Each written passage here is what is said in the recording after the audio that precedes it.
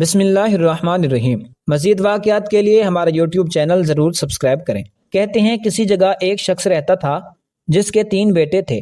اس شخص نے اپنے ان تینوں بیٹوں کے نام حجر رکھے ہوئے تھے۔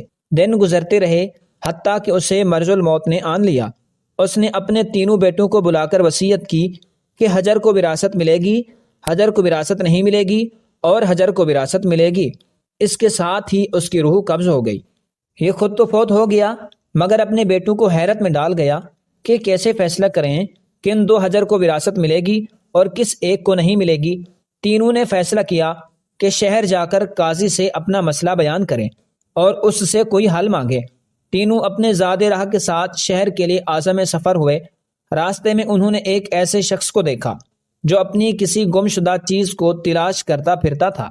ان بھائیوں کے پوچھنے پر اس نے بتایا کہ اس کی اونٹنی گم ہو گئی ہے جسے وہ تلاش کرتا پھر رہا ہے۔ ایک حجر نے پوچھا، کیا تیری اونٹنی ایک آنکھ سے کانی تھی؟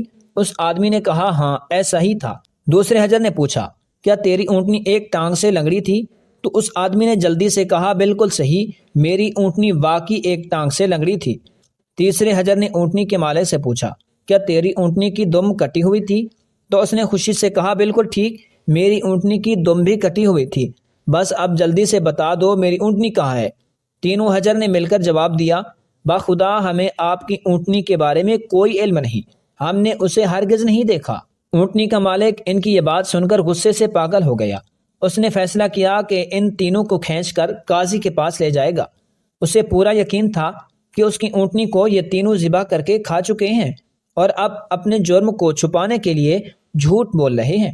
اونٹنی والے نے جب تینوں کو اپنا ارادہ بتایا تو انہوں نے کہا، ہمیں کوئی اعتراض نہیں، کیونکہ ہم خود بھی قاضی کے پاس ہی جا رہے ہیں۔ جب یہ چاروں قاضی کے پاس پہنچے تو اونٹنی والے نے قاضی سے اپنا قصہ بیان کیا۔ قاضی نے ان تینوں سے کہا، جس طرح تم تینوں نے اونٹنی کی نشانیاں بتائی ہیں اس کا ایک ہی نتیجہ نکلتا ہے کہ اونٹنی تم تینوں کے پاس ہے۔ بہتر ہے کہ تم اپنے جرم کا اعتراف کر لو۔ پہلے نے کہا، جناب عالی، ہم نے اونٹنی تو نہیں دیکھی، ہاں البتہ اونٹنی کے آثار ضرور دیکھے تھے۔ جب میں نے اسے کہا تھا کہ تیری اونٹنی ایک آنکھ سے کانی ہے تو میں نے دیکھا تھا کہ راستے کے ایک طرف کا گھاس تو خوب چرا ہوا تھا مگر دوسری طرف کا ویسے ہی باامان موجود تھا۔ اس کا ایک ہی مطلب تھا کہ اس شخص کی اونٹنی ایک آنکھ سے کانی رہی ہوگی۔ دوسرے حجر نے کہا، میں نے دیکھا تھا کہ راستے میں 3 قدم تو گہرے لگے ہوئے ہیں جبکہ چوتھا قدم زمین پر معمولی پڑا ہوا تھا، جس کا مطلب بس اتنا ہی بنتا تھا کہ یہ جانور لنگڑا بھی تھا۔ تیسرے حجر نے کہا، اونٹ جب راہ چلتے ہوئے اپنا گوبر گراتے ہیں تو دم سے ادھر ادھر بکھیرتے ہیں، جبکہ ہم جس راہ سے آئے تھے وہاں پر گوبر ایک ہی لائن میں سیدھا گرا ہوا تھا، جس کا ایک مطلب ہو سکتا تھا کہ اونٹنی کی دم کٹی ہوئی ہے جو اپنا گوبر دائیں بائیں نہیں پھیلا پائی۔ قاضی نے بغیر کسی دیر کے اس آدمی کی طرف دیکھا اور کہا، تم جا سکتے ہو، تمہاری اونٹنی ان لوگوں کے پاس نہیں ہے اور نہ ہی انہوں نے اسے دیکھا ہے۔ اونٹنی والے شخص کے جانے کے بعد ان تینوں بھائیوں نے قاضی سے اپنا قصہ بیان کیا، جسے سن کر قاضی بہت حیران ہوا۔ ان تینوں سے کہا، تم آج کی رات مہمان خانے میں ٹھہرو، میں کل تمہیں سوچ کر کوئی حل بتاؤں گا۔ یہ تینوں مہمان خانے میں جا کر ٹھہرے تو انہوں نے محسوس کیا کہ ان کی نگرانی کی جا رہی ہے۔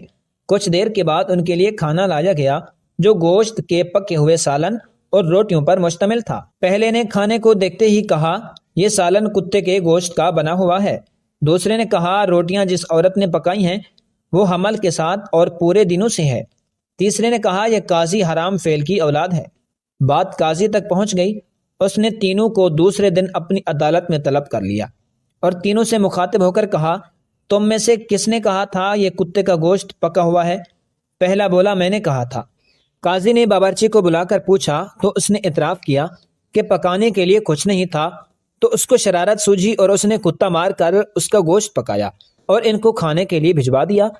قاضی نے پہلے سے پوچھا، تمہیں کیسے پتہ چلا کہ یہ گوشت کتے کا ہے؟ تو اس نے بتایا، گائے، بکری یا اونٹ کے گوشت کے نیچے چربی لگی ہوتی ہے جبکہ یہ سارا چربی نما تھا جس کے نیچے کہیں کہیں گوشت لگا ہوا تھا۔ قاضی نے کہا، تم وہ حجر ہو جس کو اپنے باپ کے مال سے وراثت ملے گی۔ قاضی نے دوبارہ ان سے مخاطب ہو کر پوچھا، کس نے کہا یہ روٹیاں ایسی عورت نے بنائی ہیں جو 9 ماہ کے حمل کے ساتھ اور اپنے پورے دنوں سے ہے؟ جواب میں دوسرے نے کہا، میں ہوں جس نے یہ کہا تھا۔ قاضی نے پوچھا تمہیں کیوں کر یہ لگا؟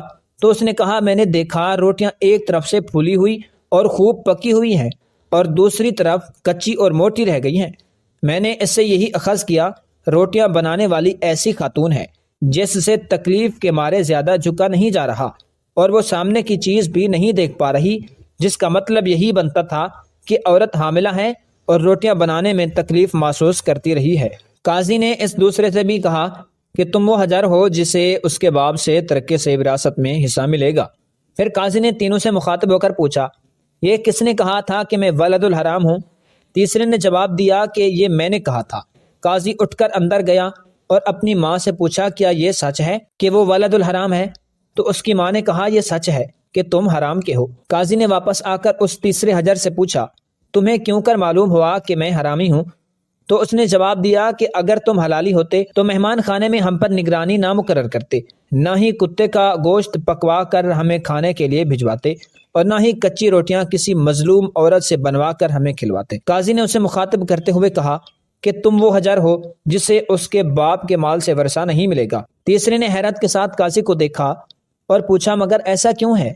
قاضی نے کہا کیونکہ ایک ولد الحرام ہی دوسرے ولد الحرام کو ٹھیک ٹھیک پہچان سکتا ہے اور تم بھی میری طرح حرام کی اولاد ہو۔ وراثت پانے والے دونوں حجر اپنی ماں کی طرف لوٹے اور دریافت کیا کہ ہمارے تیسرے بھائی کا کیا ماجرا ہے؟ تو ان کی ماں نے کہا تمہارا باپ ایک بار صبح کی نماز پڑھنے مسجد گیا تو اسے دروازے پر رکھا ہوا پایا تھا اور اسے گھر لایا، اس کا نام بھی تم دونوں جیسا حجر رکھا اور اس کی پرورش کی۔ تو ناظرین ایسی ہوتی ہیں عربوں کی حکایتیں جن میں حکمت کے درس بھی ہوتے ہیں، مضمون عربی سے لے کر آپ کے لیے ترجمہ کیا گیا ہے۔